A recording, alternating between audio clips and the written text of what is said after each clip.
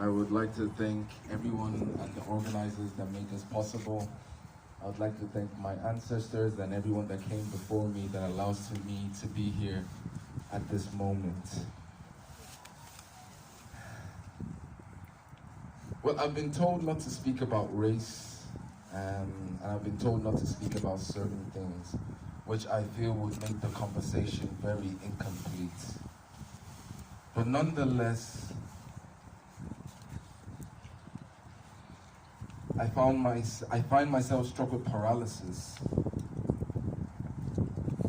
and having to currently censor myself. But George was killed, which I believe was on the 30th of December, here on Irish land. And on that day, the police force, which is a representative of the Irish state set precedence by killing a young Nigerian man.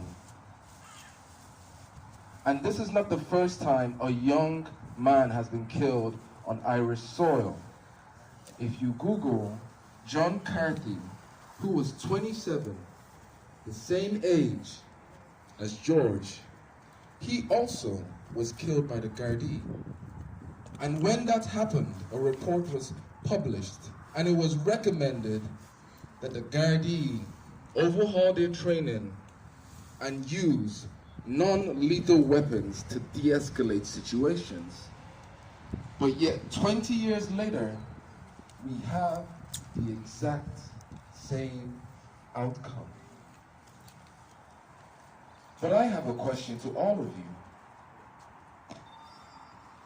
Do you think George would have died if he lived in Malahide?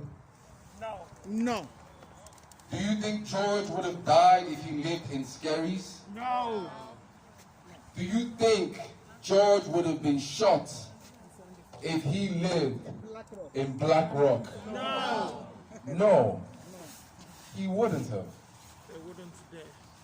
But nonetheless, on this very day, we find ourselves mourning not just a black man, but we are mourning a brother. We are mourning a son. We are mourning someone who hoped to be a father, who hoped to be a lover, that right now we will never have.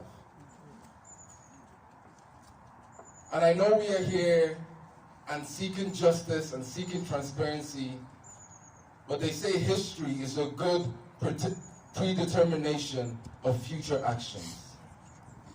So we just need to look across the pond to USA and how people have been treated for years and years and are still marching for freedom. We just need to look across to the UK, where people who have lived there for years on years, invited by the Crown, are still being told they do not belong.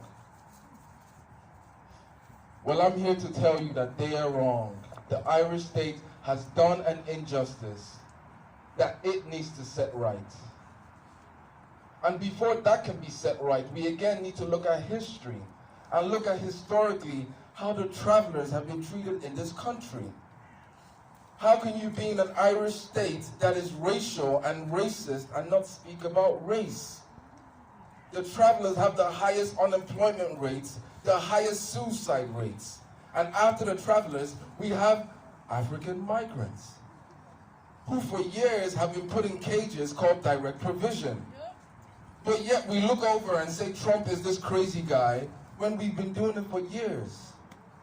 Again, the Irish state just learns from everything it sees across the waters. So what's going to happen is that they're going to set up an independent investigation. Case in point, GSOC is not independent. It is being funded first by the states. The police protects the interests of the states. Okay, stay with me. So, if that is happening, GSOC is not independent, so this cannot be independent. And in the recommendation for the future of policing, it has been recommended that an independent body beyond GSOC be set up. And we have a history of the Gardaí tampering with evidence. In 2017, they fabricated 50% of breathalyzing tests. 1 million records were made up out of nothing. So if we think we are going to get justice from an unjust system, we need to wake up.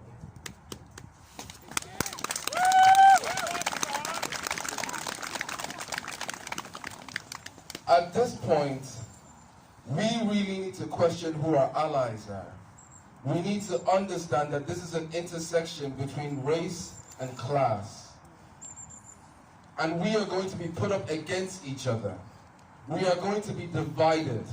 They are going to put up faces to the movement that are going to force us to critique them.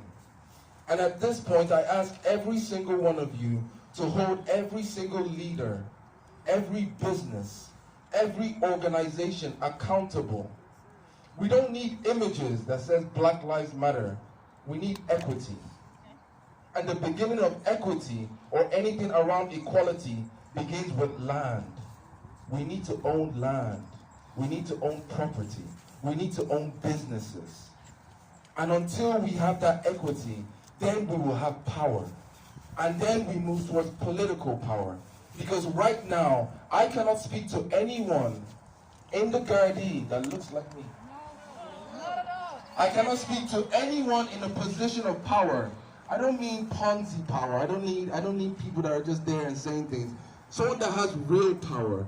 There is no one with real power that looks like me or bears a name like me. I don't need diversity and inclusion equality initiatives. I don't need that. I am overqualified to be in all these places. They should be lucky to have me in these places. And if they're inviting us to any of these places, they should pay us to be there. Because in 1837, when they abolished slavery, when the British abolished slavery, over 100 people in the island of Ireland received compensation. Know your history, people. Ireland is not this independent state that is just, hey, we're not involved in anything. Ireland is complicit. Very, very complicit. And as of 2 days ago, Ireland now sits on the UN Security Council. How ironic. But yet there is no peace on the state. Remember where you come from. And remember where we are going. Thank you.